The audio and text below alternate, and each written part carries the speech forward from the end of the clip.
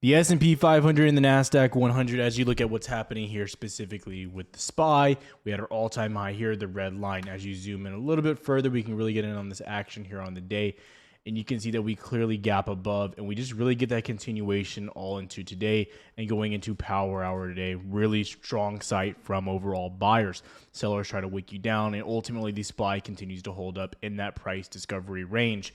You go over something like NQ, a better visual here. What you need to do is go back to the daily and really look here. Again, your big level was right here on 19.96. Getting above that was major. Your local low back from June 24th. Breaking back above and moving back into local highs as well. Another good outing as well, pushing back up. To the end of the day, you continue to look good also. So right now, what are we looking for? Specifically on NQ, I would like to see us to start getting back above this little bit of a range over here. Grab this zone, kind of move it right to here. Around 20,300 to 20,250 is going to be resistance as of now. We start to break and mount this level. I think continuation pushes us into local highs once again and possibly into that all-time high range. And I think that's what you have to really be looking forward to and looking for over the next few days as well here on NASDAQ, because you have seen too, we are breaking back out of that downside range, right? We were clearly in a downtrend. You've broken out of it.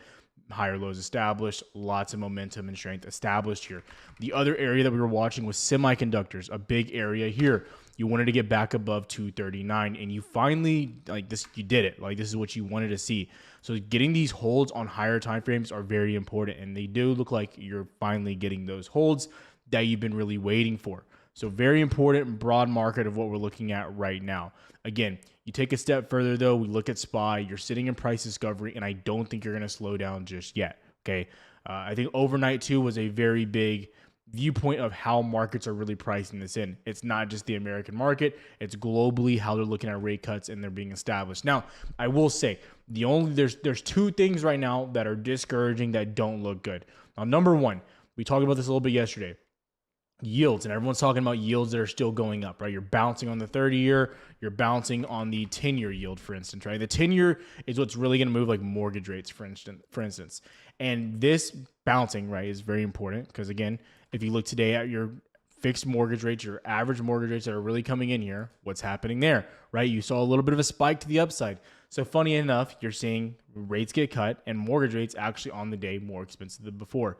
Now, again, it's similar to when we talk about oil, gas prices, etc. Those prices aren't always affected immediately, okay? Again, I think this will start to drop, my personal opinion, especially with the expectation of more cuts, because Powell has made it very clear that more cuts are coming. So that is also very important that we're paying attention to that and that we're watching that specifically out there in the market as well. So I want to make that very, very, very clear. Now, the other part of this too is what's happening here with the Bank of Japan, right? This is the part that we got to be a little bit worried about, right? The catch trade, the carry trade, whatever, right?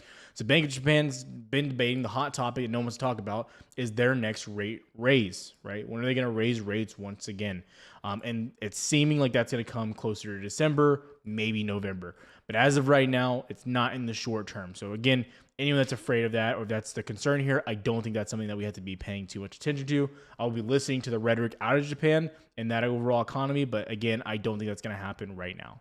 Personal opinion. We'll see, but it'd be a massive, massive surprise. So those are the areas of concern. You're seeing the dollar weaken on the day as well. Very important to see that. So again, you're seeing the dollar weaken with yields remaining a little bit elevated. Okay, again, I believe yields will follow the dollar to the downside if it starts to drop. So again, important to understand that.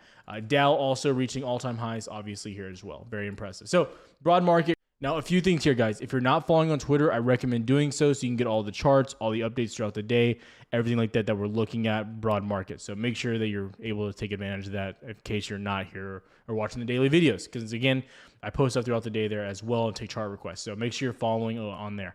Now, going into the market, what am I looking at? A few areas. I talked about SMH, right? This is going to be a big topic because there's a lot of semiconductors that are definitely heating up, in my opinion, okay? That's going to be a pretty big conversation moving forward is semiconductors. For instance, AMD, there's going to be a lot of them mentioned here, okay? AMD above the 200 SMA, in my opinion, very bullish if you can mount the 200 SMA, number one. ARM, another big name I've been mentioning all over Twitter. Mounted 136 is bullish, but above 149, very, very bullish to the upside. Again, one of my favorite semiconductors out there. AVGO, day traded this one today, but again, still looks really good. And then on top of that, obviously, you got NVIDIA, which will become one of the bigger trades over the next few days and weeks. And I think you got to be paying close attention to this thing because this has crazy room as well. On the higher time frames, you can clearly see, obviously making a really sharp pennant here, trying to get the breakout, trying to get continuation. Again, one of the only areas of the market, in my opinion, that's really being held down is semiconductors and trying to get back involved. You look at XLK and tech, really breaking back out. You look at what's happening with XLC communication, breaking out. You look at what's happening with XLY, breaking out, right? We look at XLI, industrials, breaking out. XLV healthcare, right? Yeah, pushing, about to break out once again, right? XLF financials and banks, breaking out, right? I mean, the list goes on and on and on. Okay, very important to understand that. So with semiconductors holding back, has been one of the hottest areas in the market. I do think it will heat up. Okay, one step further, mid caps, right? IWM. I think IWM is about ready to break out once again as well. Definitely consolidating here at local highs 224. You start mounting 224, you're pushing into local highs near 227, 228 in a hurry, in my opinion. So definitely be watching IWM. I think the Russell and mid caps look great. A few of the names that we mentioned from yesterday there too. Zillow looks really good, pushing above 68 in the 200 SMA. Impressive. You have seen Redfin kind of slow down here, right? It starts breaking below 13.5. I think you just gotta scram. You gotta run from this thing because again, there's no liquidity. So I'm gonna make that really clear. If anyone has trades on that, I'd be having stops below this range, or maybe a little bit 20 cents below, because again, you could free fall back into 11.8. You fall back down to 11.8, I think it's a buying opportunity. Open Door. Again, I have some Open Door, a little bit dated, but I'm going to tell you right now that, again, when I'm looking at anything real estate, I don't think it's going to happen overnight. It's going to take time. The same thing with Zillow. Zillow didn't happen overnight, okay? Zillow was my favorite name. I told everyone from the beginning this was my top name in real estate. It is what it is, right? Now it's breaking out. Everyone wants the next trade. Well, again, you got to be patient. You got to wait for those trades to come to us, okay? The next part from here as well, Bitcoin. What's happening there? Bitcoin looks good, but don't forget where you're at here on Bitcoin. You're back at the 200 SMA, and then you're probably going to test your downtrend near 67, 68K. So I still like Bitcoin. I think it looks good, but again, you are in your downtrend or coming into your downtrend from basically all-time highs, as you can clearly see here. I'll mark it out, make sure it's posted on Twitter as well. But first, get above 64K. Above 64K, you move into 67, 68K in a hurry, in my opinion. Good looking trade, looks solid. I like it a lot, but again, be patient with Bitcoin. Your names here, Coinbase, MicroStrategy, trying to bounce, but Coinbase is below 200 SMA. I don't know why anyone's getting aggressive on Coinbase. Dumb trade in my opinion. MicroStrategy looks much better. Clearly, I think it's clear as day, holding your 200 SMA, breaking back up. Looks good. I'd rather trade MicroStrategy, especially with the split now. Much better trade. No reason to be trading the other. And I'm not interested in Mara or any of those other names, just to let you know. So again, what we're looking at there. Microsoft, I mentioned this yesterday for being potentially the best BRB potential. You bounced off of 430 once again, gapped back up into 441. I mean, beautiful. This is what you wanted to see. Again, I think this thing's going to keep running and getting well over 448. So congratulations if you caught that name. If you didn't catch it, tough, but it is what it is. So what we're looking at there as well, really strong name overall. Going a little bit further, Meta, I told you about this one yesterday as well, above 543, could really start running towards 600. You broke 543, you hit 562 on the day, almost $20 of upside. So again, very strong name, would be watching that. Netflix broke all-time highs for a second. Netflix is probably your big all-time high breakout coming next. Above 712, would be watching that one as well. But again, these are just a few of the names that I've been watching. Not getting super aggressive yet, but again, you've had a lot of big opportunities, and I think you're going to continue to get opportunities across the board on these names. So definitely keep them at the top of your watch list. These are names that we've been talking a lot about, and we want to keep watching them for more entries, more setups that we've already been having. So again, we like what we're seeing. Now again, though, broad market. Got to be really clear here. Okay, when you're at all-time highs, you don't just want to start YOLOing. You don't just want to start going, okay, all in, buy. Okay, you don't want to.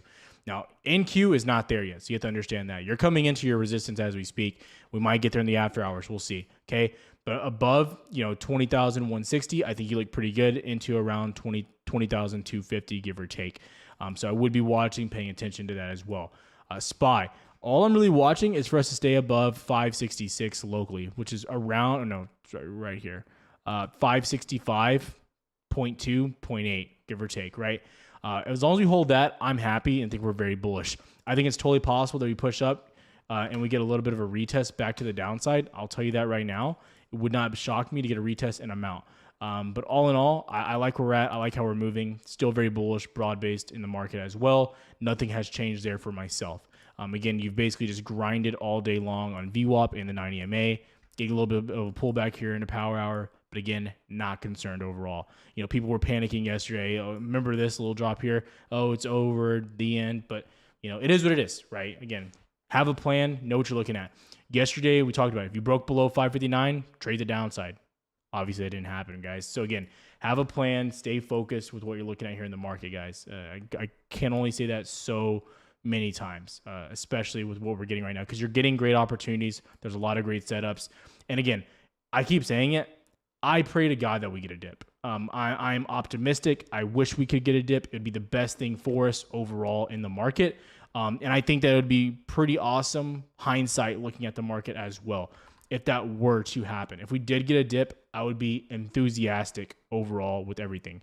I think buying the dip opportunity, I said it on Twitter and I keep saying it. If you dip, it is an immediate buy. I said it literally back here yesterday. Right here. I retweeted this morning. I pray to God we dip. I pray immediate buying opportunity going into October and the year's end. I can only say the same thing so often. It is what it is. You guys have to do your own research. But again, that is my opinion. That's what I'm doing. That's how I'm attacking this market. If you have questions, comment down below. I appreciate all the support, guys. You guys have been killing it. Again, some of the best subscribers out there. So I'll see you guys tomorrow. Have a good one, traders.